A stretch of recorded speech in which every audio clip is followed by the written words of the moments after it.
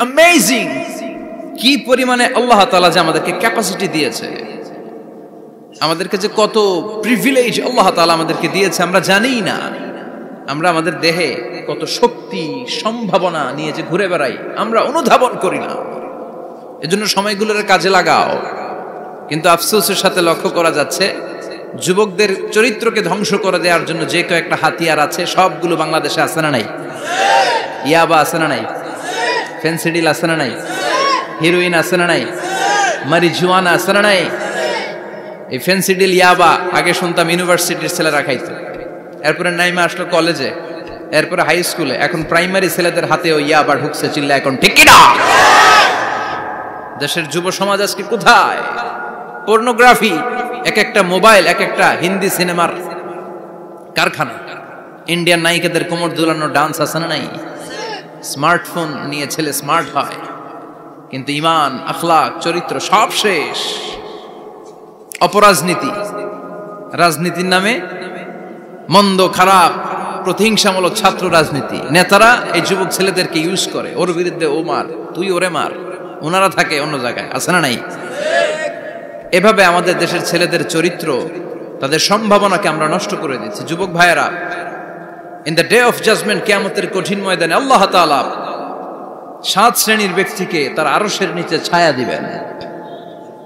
এর মধ্যে এক শ্রেণী হচ্ছে তোমরা যারা যুবক, শাবুন নাশাআ ফি ইবাদাতিল্লাহ, ওই যুবক যারা তাদের যৌবনে তাদের সময়টা, তাদের দিন, তাদের রাত তারা আল্লাহর ইবাদতে কাটিয়েছে।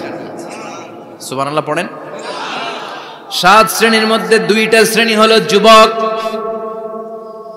একটা হলো যৌবন সময়ে যারা আল্লাহর ইবাদতে রাত কাটায়, সময় কাটায়।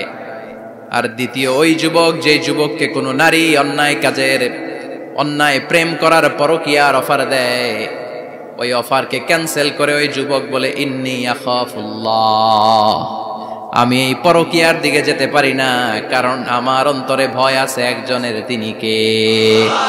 যাদের হৃদয়ে আছে আল্লাহর ভয় তারা কভু পথ ভুলে যায় না। আল্লাহর প্রেম ছাড়াই দুনিয়ায় কারো কাছে কোনো কিছু চায় না। ঠিক কি না? রাতের আধারে যারা সেজদাতে রয়, দু চোখের স্রোতে নদী যেন বয়। আল্লাহু আকবার। তো তাহাজ্জুদ পড়বে কখন? ফজরই তো পড়তে পারে না, আছে না নাই? রাতের আধারে যারা সেজদাতে রয়, দু চোখের স্রোতে নদী যেন বয়। ছলনার হাতছানি যতই ডাকুক, পেছনে ফিরেও সে তাকায় না। যাদের হৃদয়ে আছে আল্লাহর ভয় তারা কভু পথ ভুলে যায় না। আল্লাহর প্রেম ছাড়াই দুনিয়ায় কারো কাছে কোনো কিছু চায় না। চিল্লায় বলেন ঠিক কিনা? তার মানে প্রথম হচ্ছে এক যুবক, যেই যুবক তার যৌবন কালের সময়টা আল্লাহর ইবাদতে কাটায়। দ্বিতীয় হলো এমন যুবক পরকীয়ার অফার পেয়ে সে বলে আমি ভয় পাই একজনকে, তিনি কে? এজন্য যুবক, তোমার অন্তর আল্লাহর ভয় থাকতে হবে। তোমার সময়টা এমনি কাটানো যাবে না, ইবাদতে কাটাতে হবে। ঠিক কিনা? এজন্য আমরা নামাজের পরে বলি রাদিতু বিল্লাহি রাব্বা, আল্লাহকে রব হিসেবে পেয়ে আমরা খুশি। তারপরে বলি অবিল ইসলামি দীনা, ইসলামকেও দিন হিসেবে পেয়ে আমরা খুশি না বেজার? কথা কন, খুশি না? আপনি খুশি হইলে আপনার লাভ, খুশি না হইলে আপনার লস। ইসলামের বিজয়কে সমুন্নত করবে কে? ইসলামের পতাকা পথ পথ করে হোয়াইট হাউসের উপরেও একদিন ঝুলবে। চিল্লায় বলেন ঠিক কিনা? আল্লাহ বলেন খবরদার, ফু দিয়ে ইসলামের বাতি তোরা নিভাতে পারবি না। ইউরিদুনা লিউতফিউ নূরাল্লাহি বিআফওয়াহিহিম ওয়াল্লাহু মুতিম্মু নূরিহি ওয়ালাউ কারিহাল কাফিরুন।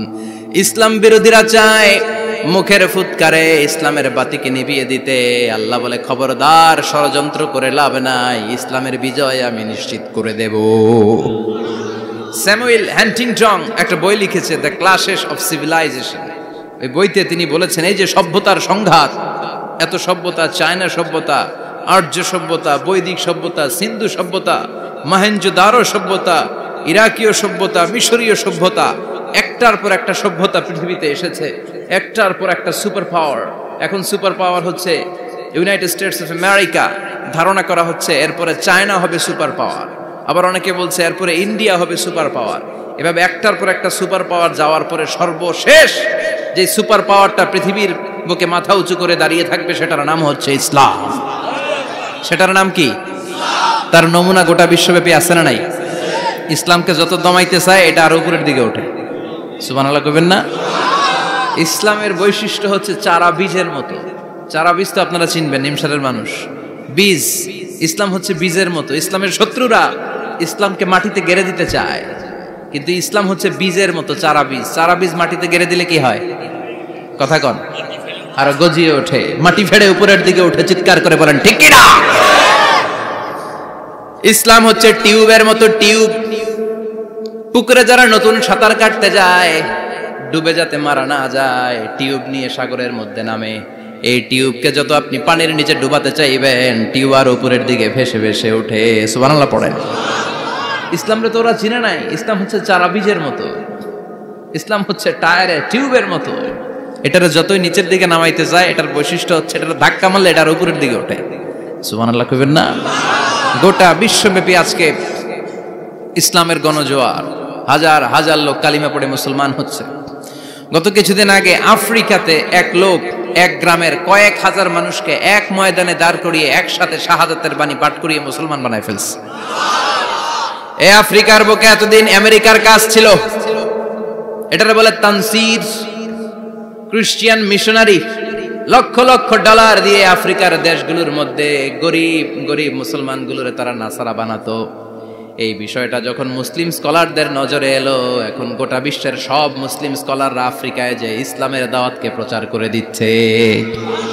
গ্রামকে গ্রাম খ্রিস্টান সম্প্রদায় লা ইলাহা ইল্লাল্লাহ মুহাম্মাদুর। ঝিনুকের ভেতর লুকিয়ে থাকে যেমন মতি, ঝিনুকের ভেতর লুকিয়ে থাকে যেমন মতি, কলমা শাহাদাতে আছে আল্লাহর জ্যোতি, কলমা শাহাদাতে আছে আল্লাহর জ্যোতি। পড়েন সবাই। ঝিনুকের ভেতর লুকিয়ে থাকে যেমন মতি, ঝিনুকের ভেতর লুকিয়ে থাকে যেমন মতি, কলমা শাহাদাতে আছে আল্লাহর জ্যোতি, কলমা শাহাদাতে আছে আল্লাহর জ্যোতি। ঠিক কি না? এই জ্যোতি যদি একবার কারো হৃদয়ের মধ্যে স্থান করে নেয়, এই নুরানি আলোর ছোটা যদি কারো হৃদয়ের মধ্যে জায়গা দখল করে নেয়, পৃথিবীর কোনো মতাদর্শ তার অন্তরের মধ্যে আর থাকতে পারে। গ্রামকে গ্রাম আফ্রিকাতে এখন কালিমা পড়ে পড়ে মানুষ মুসলমান হয়ে যাচ্ছে। সুবহানাল্লাহ পড়েন। একদিন আমেরিকার হোয়াইট হাউসের উপরেও কালিমার লা ইলাহা ইল্লাল্লাহর পতাকা পতপত করে উড়বে। চিল্লায় বলেন ঠিক কি না?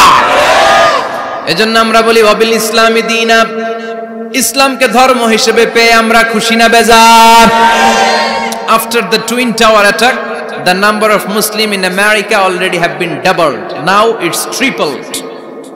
টুইন টাওয়ার অ্যাটাকের আগে আমেরিকা যত মুসলমান ছিল, এটা গত কয়েক বছর ধরে ছিল ডবল, এখন এটা ট্রিপল হয়ে গেছে।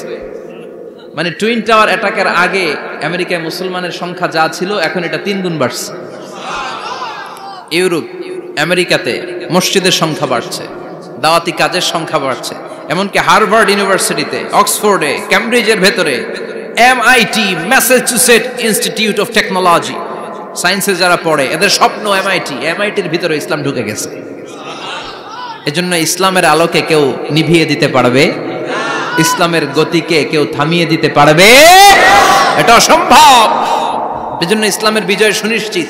আমরা যারা লেগে থাকতে পারবো, আমাদের কপালকে উজালা করে দিবে কে?